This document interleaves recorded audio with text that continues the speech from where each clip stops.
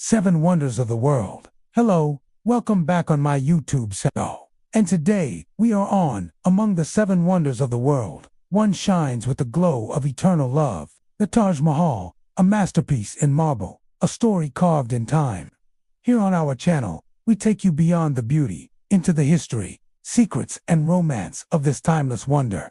Step closer and let the journey begin. The Taj is more than a building. It's a poem in stone, a testament to devotion, a symbol of eternal love. Emperor Shah Jahan's tribute to his beloved wife, Mumtaz Mahal. But have you ever wondered who was really behind its creation? Meet the enigmatic Persian architect, Ustad Isa bin Ali, also known as the man who built the Taj. Little is known about his early life, but his genius became evident when he designed the tomb of Itmat al-Dawla, a project that caught the attention of the emperor himself. Impressed by his skills, Shah Jahan entrusted Iskander with his most ambitious project yet, the construction of the Taj Mahal. But the architect faced numerous challenges. The scale of the project was unprecedented. Building a tomb complex of this magnitude had never been done before. There was no way to ensure that the 4 minarets would stand upright, not to mention the logistics of transporting materials across the Yamuna River. Iskandar's innovative use of geometry and his introduction of the double dome technique were instrumental in overcoming these challenges. His brilliance, however, was almost lost to history. His name was deliberately erased from official records, a victim of the emperor's paranoia. Shah Jahan's obsession with his own legacy led him to take credit for the design, claiming it as his own. Despite this, the true genius behind the marvel of Agra remains. Now let's unravel the hidden tales within the Taj. Did you know that the construction of the Taj Mahal took 22 years to complete, from 1632 to 1653? Thousands of artisans and laborers worked tirelessly to bring Shah Jahan's vision to life. They faced numerous challenges, including the threat of a devastating cyclone and the emperor's constantly changing whims. Yet they persevered, creating one of the world's most iconic landmarks. The Taj Mahal is not just a mausoleum. It's a complex structure with 4 minarets, each standing as a silent guard. These minarets are tilted slightly away from the main dome, a design feature intended to give the illusion of balance and stability. If one were to collapse, the others could remain standing. But the real test of their strength came from an unexpected source, a minor earthquake that occurred during construction. The minarets swayed but did not fall, showcasing their resilience and the brilliance of Iskandar's design. Each minaret consists of 138 steps, symbolizing the 40 nights of the Prophet Muhammad's journey to heaven. The central dome is a masterpiece of Mughal architecture, a perfect onion shape made of white marble. But what makes it truly special is its double dome technique. The outer dome is a false dome, a mere decorative element. The real dome lies beneath, providing structural support and concealing the burial chamber. This innovation allowed for the creation of a large domed chamber without the need for extensive underground support, a testament to Iskandar's genius. The Taj Mahal's beauty is not just skin deep. It has stood the test of time, enduring centuries of neglect, natural disasters, and human vandalism. The white marble has turned golden-hued, but its grandeur remains. Despite the challenges, the Taj continues to captivate the world, drawing millions of visitors each year. And if you like the video, don't forget to hit the subscribe button so you never miss out on our amazing content. Thank you for joining us on this journey through the wonders of our world. Until next time, keep exploring, stay curious, and remember, there's a whole world of wonders waiting to be discovered. Goodbye. The sun rises slowly over the city of Agra. Its first light is soft, filtered through the delicate morning mist that lingers over the Yamuna River. From the east, the faintest hint of gold begins to touch the sky, blending into a pale lavender, and then, very gently, into the soft blue of a new day. The city is still waking. Somewhere in the distance, a lone rooster calls. A tea seller, perhaps on a corner far from here, rattles metal cups together. The sound of a bicycle bell rings faintly, carried on the air. But here, Inside the vast complex of the Taj Mahal, the world feels entirely still. You stand at the entrance to the gardens. Before you stretches the main walkway, lined with tall, slender cypress trees that rise like green spires against the pale light. The air smells faintly of wet earth, mingled with the cool, fresh scent of the river. Your footsteps fall softly on the wide stone pathway, each step echoing just slightly, as if the air itself is absorbing the sound. At the far end, rising from a broad marble platform, the Taj Mahal begins to glow. In this moment, the marble is not yet the pure white you see in photographs. It is warmer, touched by the dawn, its surfaces reflecting soft pinks and oranges like the inside of a seashell. It's difficult to believe that this entire structure, this immense, symmetrical, perfectly proportioned work of art, is a tomb. From here, it could just as easily be a palace, or a vision from a dream. The Yamuna River flows just behind it, silent and slow, a mirror for the morning sky. From certain angles, you can see the reflection of the central dome trembling slightly in the water, broken only by the faint ripples of fish moving beneath the surface. You begin to walk forward, passing along the central water channel that divides the garden into 4 equal sections. This is the Sharbagh, a garden style brought to India by the mules from Persia, meant to represent paradise itself. The still water channels mirror the sky, and from time to time, a fountain sprays upward in a delicate arc, breaking the reflection before it quickly reforms. On either side of the water, the garden is perfectly balanced. The cypress trees, symbols of eternity, stand alongside flowering plants that change with the seasons. In spring, the paths are lined with bright marigolds and delicate jasmine. In winter, roses bloom in measured, ordered beds. As you walk closer, you notice the details of the main building becoming clearer. The central dome, so perfectly round, rises like a pearl against the sky. It is flanked by 4 smaller domed kiosks, and at each corner of the platform stands a tall minaret, each one slightly tilted outward, a design choice to protect the main tomb in case of collapse. The marble itself is alive with patterns. From far away, it looks like smooth, unbroken white, but up close, you can see delicate inlay work. Fine black calligraphy in Arabic, carved with such precision that the letters seem to float on the stone. You can see floral designs made of semi-precious stones, carnelian, jade, lapis lazuli, each cut and placed so carefully that centuries later, they still hold their color and shine. The closer you get, the quieter the world feels. The calls of birds in the gardens fade into the background. The sounds of the city seem impossibly far away.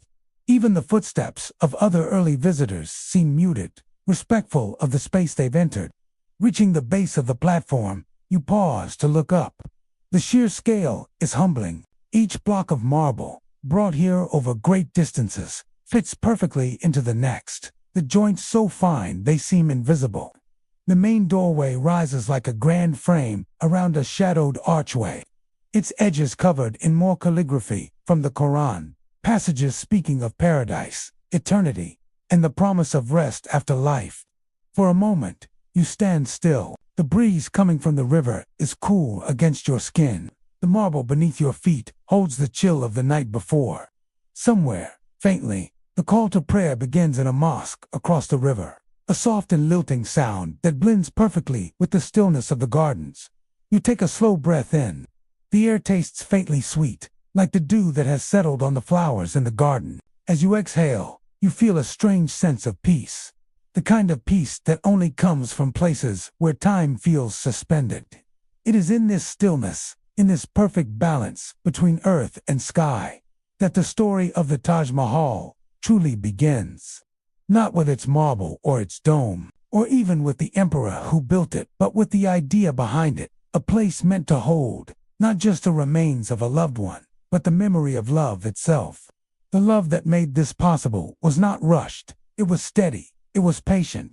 It took over 2 decades to turn into this vision of white marble and water and gardens. You take one last look at the Taj from this distance, before walking up the broad steps to its platform. The sound of your feet on marble is faint, like tapping on glass. The sun has risen higher now, and the soft pink of dawn has given way to a pure, glowing white. Here, in the center of the Mughal world, the Taj Mahal stands, not just as a tomb, but as an everlasting poem in stone. The world before the Taj, before there was the Taj Mahal, before the marble was quarried and the gardens were planted, there was an empire, vast, wealthy, and deeply rooted in tradition. It is the early 1600s in the Indian subcontinent. The Mughal Empire is at the height of its power. Its lands stretch across much of present-day India, Pakistan, and Bangladesh, touching the edges of Afghanistan. It is a world of bustling markets, domed palaces, and caravans carrying goods from distant lands. The air of the cities is filled with scents, the sweetness of rosewater, the spice of cardamom. In the marketplaces, merchants speak in a blend of languages: Persian, Arabic, Hindi, Turkish, each word a reflection of the empire's rich mix of cultures. The Mughal court is a place of elegance and formality. The emperors are not only rulers, but patrons of the arts. They commission painters to create detailed miniature paintings, poets to compose verses in Persian, and architects to design structures that blend Islamic, Persian, Central Asian, and Indian styles into something entirely unique. In this world of grandeur, in the year 1592, a boy is born. He is named Prince Khurram, the son of Emperor Jahangir, and the grandson of the legendary Akbar the Great. Though the boy is of royal blood, his childhood is not one of idleness. He is educated in the traditions of rulership, learning not just the art of war, but also literature, poetry, and architecture. From an early age, Khurram shows a fascination with design. He studies the symmetry of Persian gardens, the curves of domes, the grace of calligraphy carved into stone. He is a prince, yes, but also a dreamer, one who imagines beauty as an inseparable part of power. When Khurram is 14, he meets a young woman in the palace bazaar. Her name is Arjamand Banu Begum, and she is the niece of the influential queen Nur Jahan. The meeting is brief, but it leaves an impression that will echo through the years. In time, this young woman will be better known as Mumtaz Mahal, the chosen one of the palace. But history is rarely a straight line. Royal marriages are made for politics, not love. Before Khurram can marry Mumtaz, he is wed to another princess, as is expected of a Mughal heir. Still, the bond between Khurram and Arjamand remains, growing quietly in the background of court life. By the time they are married, 5 years after their first meeting, the connection between them is already deep. Mumtaz is not merely a wife in the royal harem. She becomes Khurram's confidant, his advisor, his constant companion. Even as he campaigns on the empire's borders, she travels with him, enduring the hardships of the road rather than remaining in the safety of the palace. It is said that Khurram, who will later be known to history as Shah Jahan, never took another wife into his true affections. Though he married according to royal custom, it was Mumtaz who held his heart. During these years, the Mughal Empire thrives. Its architecture grows more refined. Red sandstone forts rise in Delhi and Agra. Vast gardens are laid out with water channels and pavilions, and domes glitter with gold leaf under the Indian sun. Trade brings wealth from across Asia and Europe. Persian poets and scholars mingle with Indian artisans, creating a cultural blend found nowhere else in the world. But beneath the splendor, there are also shadows. The empire must defend itself constantly from rivals and rebels. Political intrigue is ever present in the palace halls. Power shifts as easily as the monsoon winds. Still, for Shah Jahan, these years before the Taj are marked by partnership. Mumtaz is said to have had a calming influence on him, softening his temper, balancing his ambition with compassion. Together, they oversee charitable works, the building of mosques, and the patronage of artists. No one could have imagined then that their love story would end in tragedy, and that this tragedy would give birth to one of the most famous monuments in human history. The world before the Taj was a world of possibility. Its rulers believed in building for eternity, and in the heart of the young emperor, a seed had already been planted. the belief that beauty could be eternal, and that love deserved a monument that would defy time itself.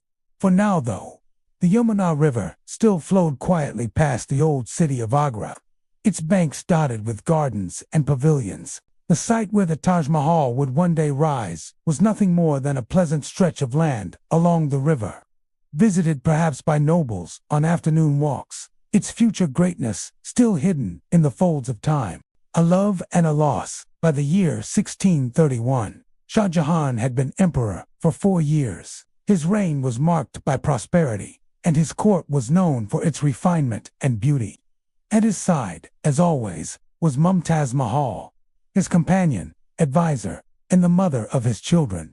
She had already given him 13 children over the course of their marriage, a testament to the closeness of their life together. But, despite the demands of motherhood and the constant movement of the royal court, Mumtaz remained deeply involved in the empire's affairs. She was known to intercede for the poor, to soften harsh judgments, and to speak to the emperor about mercy when others called for severity. It is the summer of 1631 when tragedy begins to unfold. The empire is at war in the Deccan Plateau, in the south of India. Shah Jahan has brought his family with him, as was his habit. Mumtaz, even while pregnant with their 14th child, chooses to accompany him on this campaign. The journey is long and difficult. The heat is heavy, pressing down like a weight.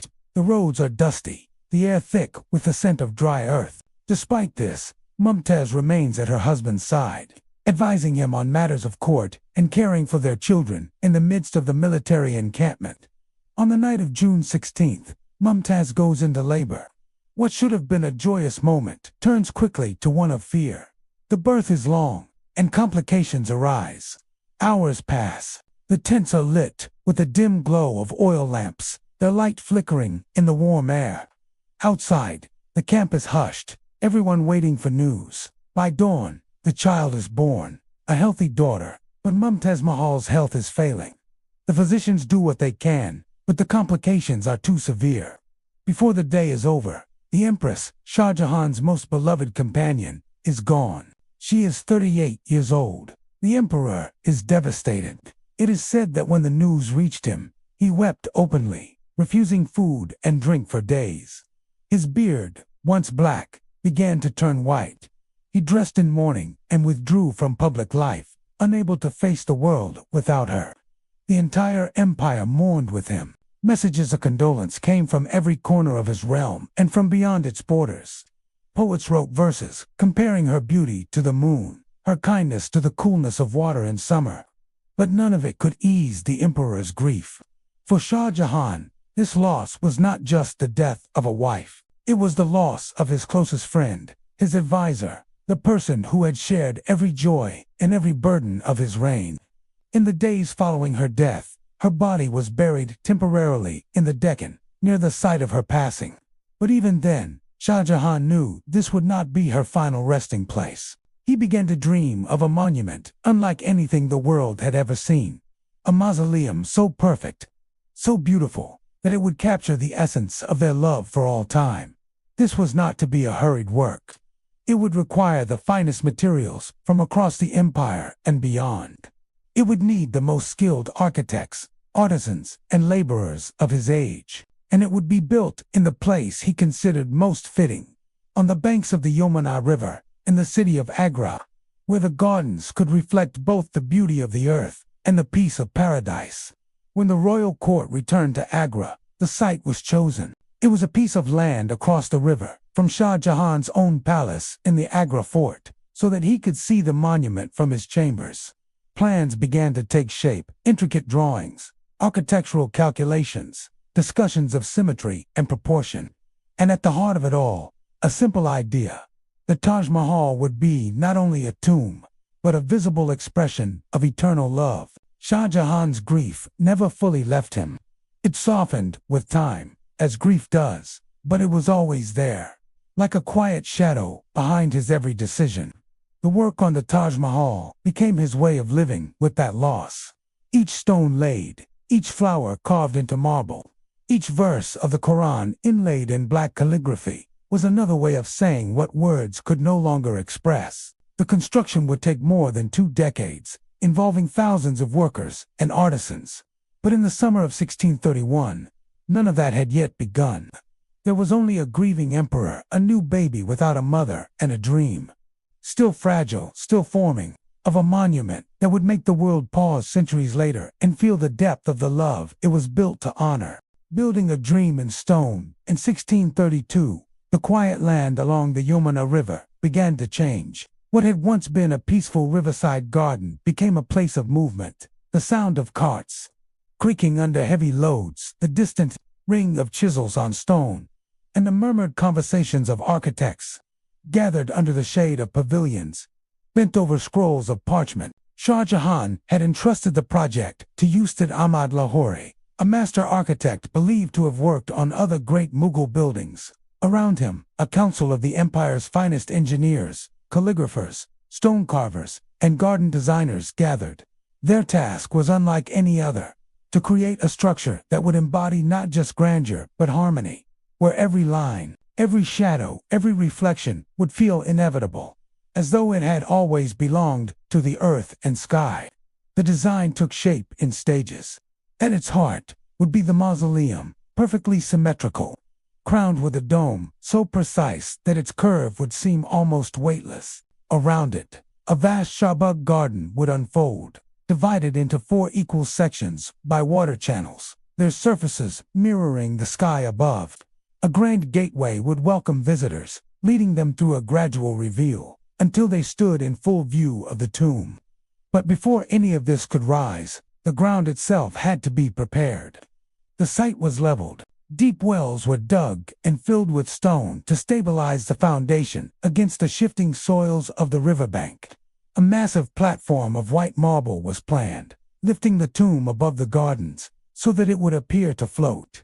Materials began to arrive from across the empire and beyond. The pure white marble, the soul of the monument, came from Makrana in Rajasthan, hundreds of kilometers away. Ox-drawn carts carried it slowly over land, each slab swaddled in layers of cotton and straw to prevent cracks. From Punjab came jasper, from Tibet came turquoise, from Sri Lanka came sapphires, and from distant lands like Afghanistan, Arabia, and Central Asia came carnelian, jade, and lapis lazuli. These stones would be cut into thin slices and inlaid into the marble in delicate patterns of flowers and vines. The workforce was immense.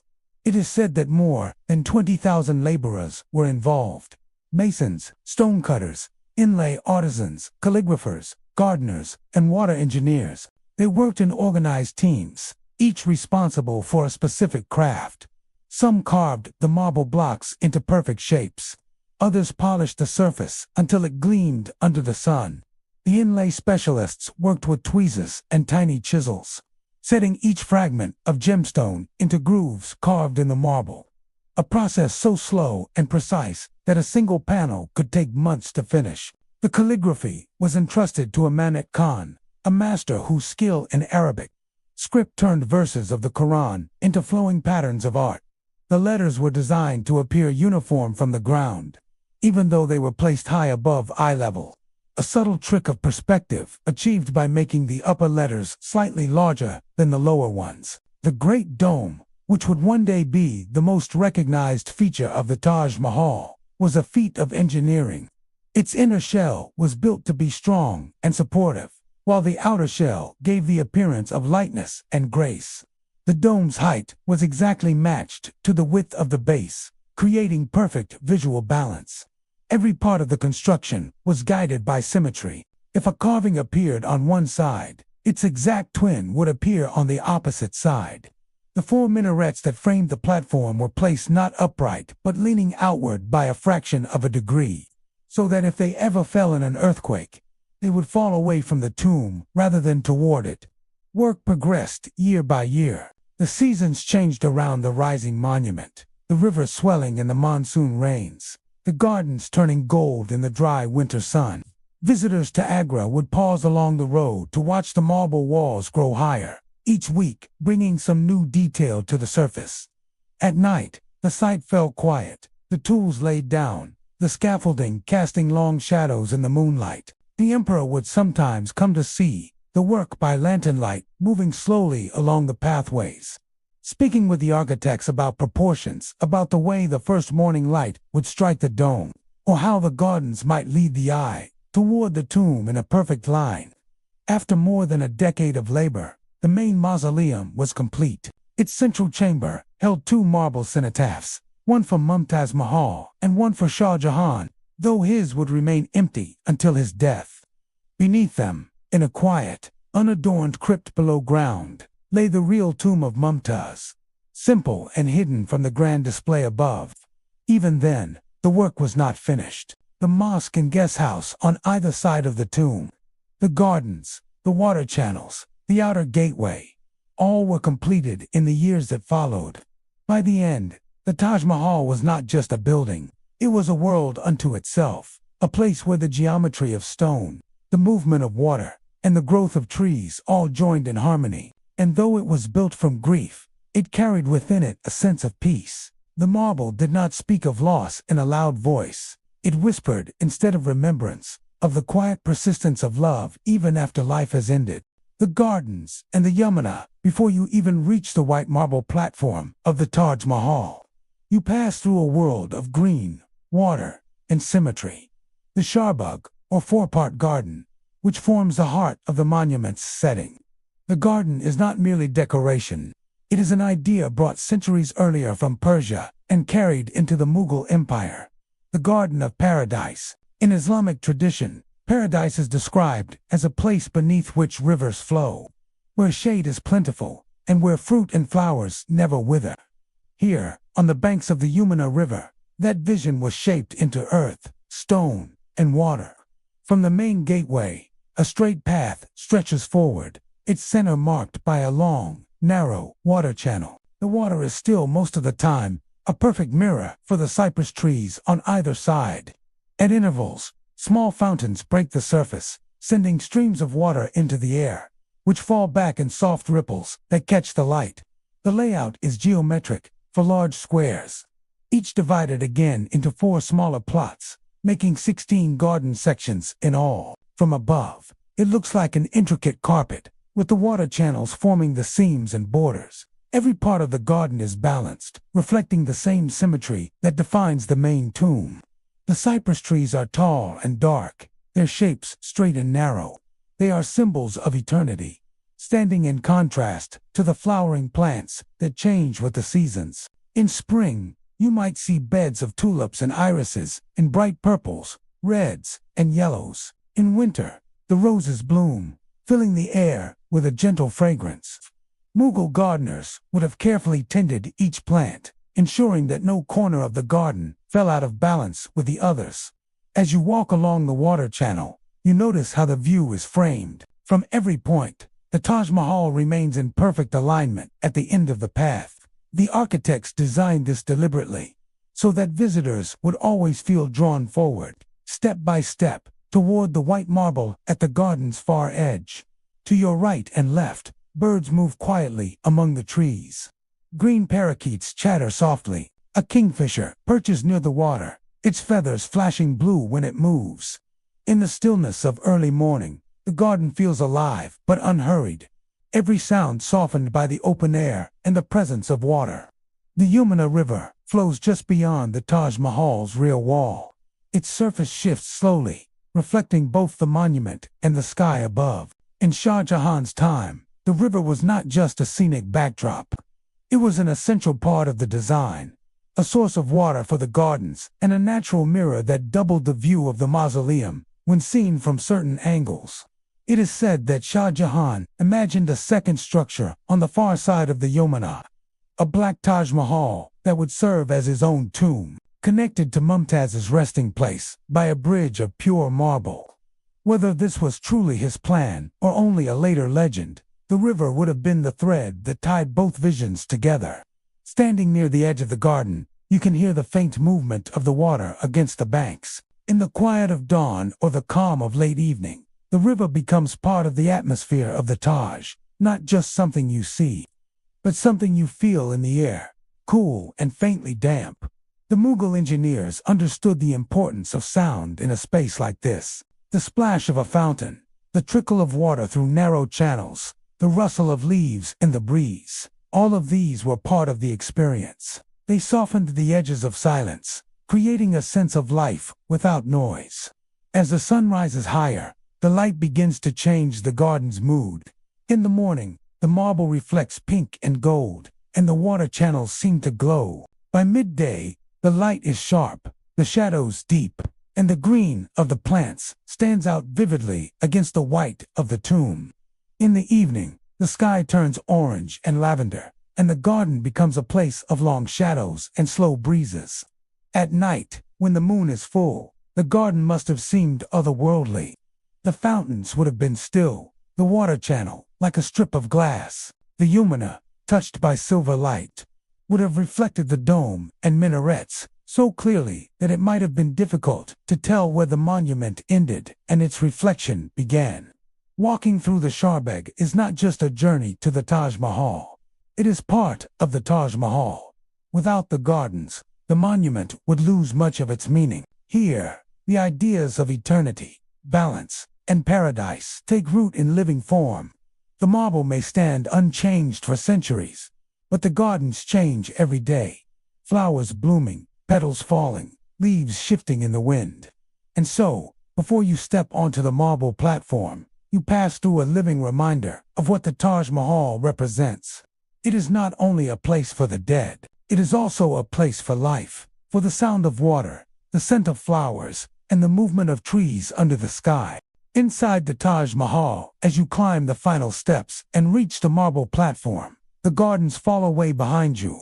The Yamuna River glints softly beyond the rear wall, and in front of you rises the great central arch, the Iwan, framed with delicate calligraphy in black marble, each verse of the Quran, inviting reflection before you enter.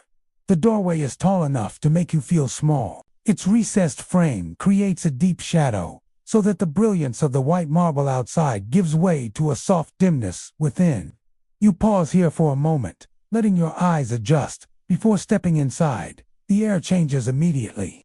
It is cooler here, the thick marble walls holding the night's chill long after the sun has risen. Your footsteps sound different, a faint echo that travels upward into the high dome before fading away. You stand in the central chamber. It is octagonal in shape, the walls rising smoothly toward a high ceiling where the dome's inner curve catches the light in a soft, muted glow. Every surface is covered with patterns, floral inlays and precious stones, delicate carvings in marble, verses in calligraphy. The craftsmanship is so fine that even from a short distance, the details seem painted rather than inlaid. In the center of the room are two marble cenotaphs, memorial markers, not the actual graves. One is for Mumtaz Mahal, and beside it, slightly offset, is the cenotaph of Shah Jahan, added years later after his death.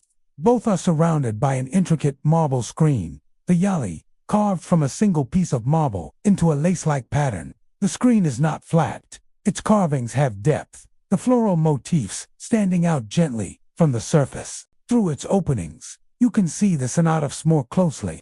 Their surfaces inlaid with delicate flowers made from carnelian, jasper, and lapis lazuli. If you lean in and look carefully, you can see how each petal of these flowers is cut from a separate stone, fitted into the marble so perfectly that you cannot feel the join with your fingers. This is the Petra Dura technique, stone inlay, perfected by Mughal artisans and brought to its highest form here. The calligraphy on the cenotaphs and walls is equally precise. Verses speak of paradise, of God's mercy, of the eternal nature of the soul. Amanat Khan, the master calligrapher, signed his name here, the only place in the entire Taj Mahal where the name of a craftsman appears. Beneath this chamber, down a hidden staircase not open to most visitors, lies the real tombs of Mumtaz Mahal and Shah Jahan. They rest in a plain, undecorated crypt, far simpler than the chamber above. It is a quiet contrast, the ornate memorial above for the eyes of the living, the simple graves below for the peace of the dead. Light in the central chamber is never harsh. It enters through fine yali screens in the upper walls, diffused into soft beams that move slowly as the day passes. In the morning, the light is cool and pale. By afternoon, it becomes warmer, golden, and at sunset, it fades to a faint, silvery glow. The dome overhead seems to catch this changing light and hold it like a slow breath, releasing it back into the space below. You notice that the chamber is never truly silent. Even whispers carry upward and return as faint echoes. In Shah Jahan's time, musicians sometimes played here, their notes drifting up into the dome and returning with a softness that made the sound feel endless. The acoustics are so fine that a single note sung at one side of the chamber can be heard clearly on the opposite side without being raised in volume. From the central chamber, narrow corridors lead to smaller rooms in the corners of the platform. These spaces mirror each other in design, maintaining the symmetry that governs every part of the Taj. The floors are laid with patterned stone, the walls with repeating floral motifs. Here, too, light filters gently through carved marble screens, breaking into dappled patterns on the floor. Stepping back toward the main entrance, you glance once more at the central chamber. The cenotaphs rest exactly in the center of the building, beneath the highest point of the dome, the most honored position possible. Around them, the marble walls hold the work of thousands of hands. Yet the space feels as though it was made by one mind, one vision. As you step outside again, the brightness of the day returns, and the white marble glows so strongly that it almost seems lit from within. You blink against the sunlight, hearing once again the sound of fountains in the gardens below. But for a few moments more, the cool air, the soft light, and the quiet echoes of the chamber stay with you. A reminder that inside the heart of this great monument, there is not grandeur for its own sake, but a carefully crafted stillness built to hold memory forever. The fall of Shah Jahan. In the decades after the Taj Mahal was completed, its creator, Emperor Shah Jahan, grew older. His reign had been one of great building, great wealth, and great ambition. He had raised not only this white marble mausoleum but also grand forts, palaces, and mosques across the Mughal Empire. Under his rule, the arts flourished, and the empire's capital, Shahjahanabad, today's Old Delhi, became a jewel of urban design. But no emperor's rule lasts forever. The same symmetry and stillness that defined his architecture could not hold back the turbulence of human ambition. By the 1650s, Shah Jahan's health began to fail. He suffered from illness, and his grip on power weakened. In the Mughal tradition, succession was never simply inherited, it was contested. And so, his 4 sons began to maneuver for the throne, even while their father still lived. Among them was Aurangzeb, the 3rd son, ambitious and calculating. Aurangzeb was a capable military commander, but also a strict ruler, deeply conservative in his religious views, and less enamored of the grand, lavish style of his father's reign.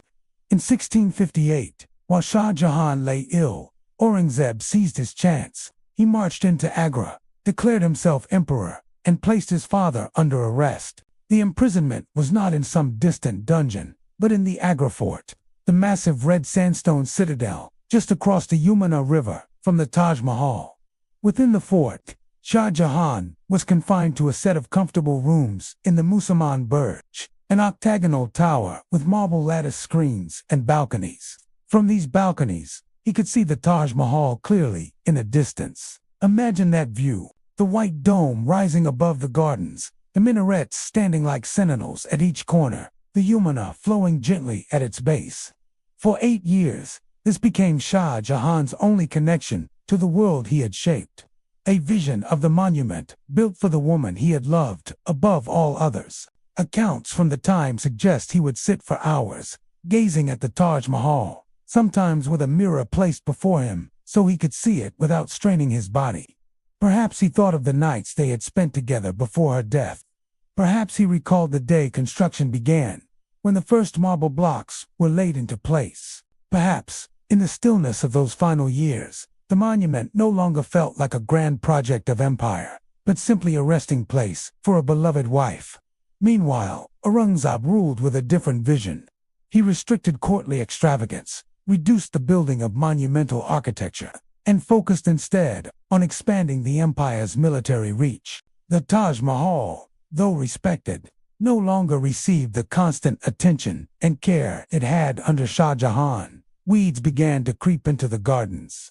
Fountains fell still, and the delicate plastering on some outer walls began to weather under the sun and rain. In 1666, Shah Jahan's health declined beyond recovery. As the story is told, on the day of his death, he turned his gaze one last time toward the Taj Mahal. Some say his final words were of Mumtaz, though history does not preserve them exactly. His body was placed in a small coffin and carried quietly across the Yamuna River. The burial was simple. He was laid to rest beside Mumtaz Mahal in the crypt beneath the central chamber, breaking the perfect symmetry of the monument, for her cenotaph had stood alone in the center before his arrival. It is a small imperfection and an otherwise perfectly balanced design. And yet, it is also a deeply human touch. Husband and wife, side by side for eternity. With Shah Jahan's passing, the golden age of Mughal architecture began to fade. Aurangzeb's priorities lay elsewhere, and though the Taj Mahal continued to stand, the years would bring neglect, and later, the slow encroachment of foreign powers. Yet for those who saw it in this period, it still had the power to move the heart. Travelers from distant lands wrote of its beauty, even as they noted the gardens were untended, the reflecting pools dry. Its white marble still caught the light of the sun and moon. Its dome still rose above the river, and its presence remained as a symbol of love and loss, no matter the state of the empire around it. And so, the man who had envisioned the Taj Mahal never saw it as the jewel of a thriving empire for long. Instead, he saw it framed by the lattice windows of his captivity, a vision across the river that held both pride and sorrow. The Taj, through time, after Shah Jahan's death in 1666, the Mughal Empire carried on under Aurangzeb, but the spirit of the dynasty began to shift. The lavish building projects slowed, the court grew more austere, and though the Taj Mahal remained a cherished monument, the hands that had tended its gardens and polished its marble were fewer. From splendor to quiet decay, in the late 17th and early 18th centuries, the Mughal Empire faced new pressures, internal rebellions, economic strain, and the growing presence of European trading companies. Agra, once the imperial capital, was gradually overshadowed by Delhi as the political center. With that shift, the Taj Mahal found itself a little removed from the daily business of power. Its marble still glowed in the sun. Its dome still rose like a pearl at the bend of the Yamuna. But without constant imperial funding, the gardens began to lose their symmetry. The fountains went dry more often. Delicate inlay work weathered under the monsoon rains. Even so, travelers who visited in this era, Persian poets, Hindu merchants, and early European adventurers, described it as a place of almost supernatural beauty. They saw in it not just the love of a king for his queen, but also the skill and ambition of a civilization at its height. The coming of the British. By the mid-18th century, the Mughal Empire was in visible decline. The Marathas, the Afghans under Ahmad Shah Durrani, and other regional powers vied for control of northern India. Amid this political turbulence, the British East India Company expanded its influence. By the early 19th century, they were the dominant power in much of India, including Agra. The British officers and their families were drawn to the Taj Mahal almost immediately. Many were captivated by its beauty, but they also saw it as a picturesque backdrop for colonial leisure. The lush Mughal style Shahbag Garden was re-landscaped into an English-style lawn, with trimmed grass, flower beds, and pathways better suited to afternoon strolls than to the original flowing water channels. While some colonial administrators worked to preserve the monument, others treated it less reverently. There are accounts of visitors scratching their names into its walls, prying out precious stones from its inlays, and even using its surrounding buildings for parties and receptions. By the mid-1800s, much of the delicate Petrodora work was damaged or missing. Restoration and the Victorian gaze. In the late 19th century, more serious restoration efforts began, driven partly by British pride in showcasing India's treasures to the world. Lord Curzon, Viceroy of India from 1899 to 1905, was particularly committed to the Taj Mahal's preservation. He ordered a major restoration, repairing the inlay, repolishing the marble, and restoring the fountains and water channels. He even installed new lamps and a marble platform for viewing the Yamuna River, while his work helped stabilize the monument. It also reflected the colonial tendency to frame Indian heritage through a European lens, tidied, catalogued, and displayed as a symbol of imperial stewardship. A symbol in the age of photography. The invention of photography in the mid-1800s hundreds changed the way the Taj Mahal was known beyond India's borders. Early photographers like Samuel Bourne captured haunting black-and-white images of its dome against the mist of the Yamuna. These photographs traveled to London, Paris, and New York, cementing the Taj Mahal as one of the most beautiful structures in the world. For many in the West, the Taj became an emblem of exotic India, a romanticized land of palaces, princes, and ancient love stories. Tourists began to arrive, not in large numbers yet, but enough to create a steady stream of visitors, curious to see the white marble wonder for themselves. The Taj and the freedom struggle. In the early 20th century, as India's independence movement gained momentum, the Taj Mahal took on another layer of meaning. It was no longer just a Mughal monument or a colonial attraction. It became part of a broader narrative of Indian heritage, a symbol of cultural pride. Nationalist leaders spoke of India's glorious past, pointing to the Taj Mahal as evidence of the creativity, engineering, and artistry that belonged to the people of the subcontinent. During World War II, the monument was even camouflaged with scaffolding to protect it from possible air attacks. Later, during the India-Pakistan wars of the 20th century, similar protective measures were taken, showing that the Taj was seen not only as a tourist site, but as a treasure that had to be defended at all costs. Post-independence and modern preservation. After India gained independence in 1947, the Archaeological Survey of India (ASI) became the chief guardian of the Taj Mahal. The gardens were restored to a more Mughal-inspired design, the fountains repaired, and the marble cleaned of centuries of grime. But new challenges emerged: air pollution from factories, acid rain, and the sheer weight of millions of tourists each year. Protective measures were put in place: traffic restrictions near the site, pollution controls in the surrounding area, and regular maintenance of the marble and inlay. UNESCO declared the Taj Mahal a World Heritage Site in 1983, recognizing its outstanding universal value. The global icon today, the Taj Mahal draws over 7 million visitors a year. It appears on postcards, in films, in travel brochures, and in countless love stories. It is a destination for weddings, honeymoons, and proposals, a place where the idea of eternal love seems somehow carved into stone. And yet, for all its fame, the experience of standing before the Taj Mahal has not changed much since the days of Shah Jahan. The path through the main gateway still frames that first, breathtaking view. The gardens still lead the eye toward the central dome. The marble still glows, warm at sunrise, cool under the moon. Through centuries of empire, colonialism, war, and restoration, the Taj Mahal has remained what it was always meant to be: a place where love, loss, and beauty meet in perfect balance. Legends, myths, and hidden stories of the Taj Mahal. The Taj Mahal is a monument of stone and marble, but it is also a monument of stories. Some are rooted in fact. Others float in the hazy borderland between history and myth, tales repeated over centuries, embroidered with each telling. These stories, whether true or not, add another layer to the magic of the Taj. The Black Taj myth. Perhaps the most famous legend is the tale of the Black Taj Mahal. According to this story, Shah Jahan had planned a mirror image of the White Taj on the opposite bank of the Yamuna River, built entirely of black marble, as his own mausoleum. The two tombs, facing each other across the water, would have been connected by a bridge, creating a symmetrical pair that symbolized eternal balance. The story says that construction began, but before it could be completed, Shah Jahan was overthrown and imprisoned by his son, Aurangzeb.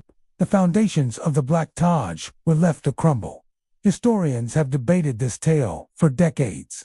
Some point to the ruins across the river at Mehtab Bagh and claim they are the unfinished remains of Shah Jahan's dream. Others argue that the black ruins are simply discolored white marble or the remnants of a garden pavilion. Still, the idea of a dark twin to the shining Taj has captured the imagination of poets, painters, and travelers for centuries. The worker's hands, another persistent legend, is darker still. It is said that Shah Jahan, determined that no other building could rival the Taj Mahal, ordered that the hands of the chief artisans and craftsmen be cut off, or that they be executed, once the monument was complete. This story appears in various forms. Sometimes it is the chief architect, Ustad Ahmad Lahori, who suffers. Other times it is hundreds of anonymous laborers. Historians find little hard evidence for this claim, noting that many of the artisans worked on later projects. But the tale persists. Perhaps because it fits the image of a ruler so obsessed with beauty and uniqueness that he would go to terrible lengths to protect it. The tilted minarets. Visitors often notice that the four slender minarets at the corners of the Taj Mahal lean slightly outward. This is no accident. It was a deliberate design choice. The legend says that Shah Jahan ordered them tilted so that, if an earthquake struck, they would fall away from the main tomb, protecting it from damage.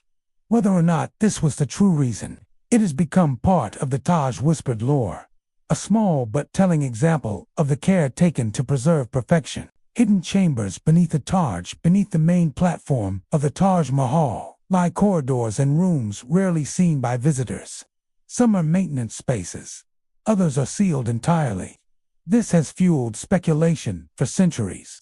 Some stories claim these chambers contain the real tombs of Shah Jahan and Mumtaz Mahal, with the marble cenotaphs above serving only as ceremonial markers. Others suggest there are hidden treasures, ancient Mughal artifacts, or even passages that connect to secret tunnels leading across the river. While the reality is probably more practical, storage rooms, structural supports, the idea of secret spaces under the marble adds an air of mystery. The story of the Yamuna River. The Taj Mahal's beauty is deeply tied to its location by the Yamuna River. One local legend says that the river was chosen not only for its visual grace, but because it symbolized the eternal flow of time, love enduring, even as the waters of life move on.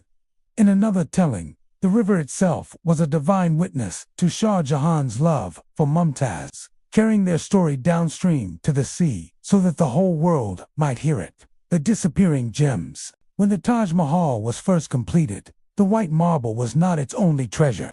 The Petra Dura inlay work shimmered with semi-precious stones. Lapis lazuli from Afghanistan, turquoise from Tibet, jade from China, onyx from the Deccan, and cornelian from Arabia.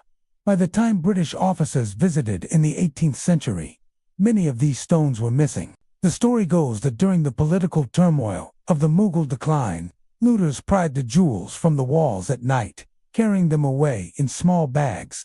Some of these stones are said to have ended up in private collections across Europe and Asia, their origins forgotten.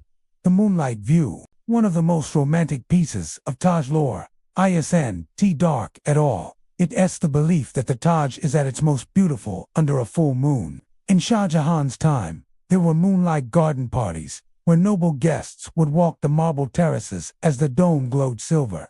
Even today, special night viewings are allowed on certain evenings each month. Some say that on these nights, if you stand perfectly still by the reflecting pool, you can see not only the Taj Mahal's reflection in the water, but also catch a glimpse of Mumtaz's spirit wandering among the gardens. Stories that refuse to fade. Many of these legends are impossible to prove, and perhaps that is the point. The Taj Mahal is not just a monument, it is a mirror for our own imagination. We see in it whatever story we wish to believe. The perfect love, the ruthless king, the secret treasure, the architectural miracle. Visiting the Taj Mahal today, the Taj Mahal is not just a relic of the past. It lives, every day, in the footsteps of those who come to see it. And today, it stands as one of the most visited places in the world. A dream destination for travelers, lovers, historians, and photographers alike. Arriving in Agra, your journey often begins in the city of Agra. The air is warm, sometimes thick with the scent of spices from market stalls. Rickshaws, scooters, and small cars weave through the streets. Vendors call out softly, offering tea, snacks, or small trinkets for visitors. The Taj is tucked into the heart of this city, but as you approach, you won't see it right away. Instead, you'll first meet its massive red sandstone gates, portals that prepare you for what's beyond. These gates, tall and solid, feel like they're holding something back until you step through. The first glimpse every visitor remembers the first time they see the Taj Mahal, framed in the main gate's arch. It is almost unreal. The perfect symmetry, the way the white marble seems to glow even under the midday sun. Some people gasp. Others stand still for a long moment, silent, letting the image settle into their memory. From here, a long path stretches forward, lined with green lawns and the famous reflecting pool at its center. The water catches the image of the Taj like a still photograph, broken only by the occasional ripple from a passing breeze. Walking through the gardens known as the Sharbagh, are laid out in a Persian-inspired style, divided into quadrants by water channels. They are designed not just for beauty, but to represent the Islamic vision of paradise. Birds hop along the grass. The soft trickle of water follows you as you walk. If you come early in the morning, mist sometimes lingers here, making the marbles seem to float. The gardens are more than a path to the monument. They are part of the experience, slowing your steps, preparing your mind. Approaching the marble platform, as you draw closer, the details begin to reveal themselves. What looked like a smooth white surface from a distance now shows intricate patterns of inlaid stone, flowers, vines, and verses from the Quran, written in elegant calligraphy. The marble itself changes color with the light. Ivory in the morning, golden at sunset, silver under the moon. You climb the marble steps to the main platform. From here, you can see the Yamuna River flowing quietly behind the Taj. Sometimes the air carries a faint coolness from the water, even in the heat. The minarets and symmetry. The 4 minarets rise at each corner of the platform, slightly tilted outward as if leaning away from the tomb in silent respect. They frame the central dome in perfect balance. Architects today still study this precision, a reminder that beauty often lives in symmetry. From this vantage point, you can see the perfection of the layout, every element aligned as if drawn by a single line. Entering the tomb chamber inside, the air is cooler, quieter. Your footsteps echo softly against the marble. The central chamber holds cenotaphs, the decorative tombs of Mumtaz Mahal and Shah Jahan. The real graves lie in a simpler chamber directly below. In accordance with Islamic tradition, light filters in through finely carved marble screens, called jalis, casting soft patterns on the floor. The space feels almost weightless, though it is built of heavy stone. Many visitors speak in whispers here, as though the walls themselves ask for quiet. Standing beside the Yamina, after leaving the chamber, some visitors walk around to the back of the platform to stand at the edge overlooking the Yamina River. The view is open and calm. The opposite bank stretches out in shades of green and gold, depending on the season. From here, you can imagine the rumored Black Taj Mahal that legends speak of, or simply enjoy the way the water reflects the sky. This quiet moment often becomes a favorite memory. The best times to visit the Taj Mahal changes with the light, so the time of your visit shapes your experience. Early morning, the crowds are smaller, the air cooler, and the marble glows softly in pale gold. Midday, the sun is bright and the Taj is at its whitest, sharp against the blue sky. Sunset, warm light washes over the marble, deepening its color to pink or orange. Full moon nights, the rare and magical time when the Taj seems silver and the gardens fall into gentle shadow. Each moment shows a different face of the monument. The sounds and silences. While thousands of visitors pass through each day, the Taj still finds moments of silence. You might hear the call to prayer from a nearby mosque, the faint splash of water in the channels, or the soft hum of conversation in many languages. But somehow, the monument absorbs these sounds. keeping its own, deeper quiet at the center.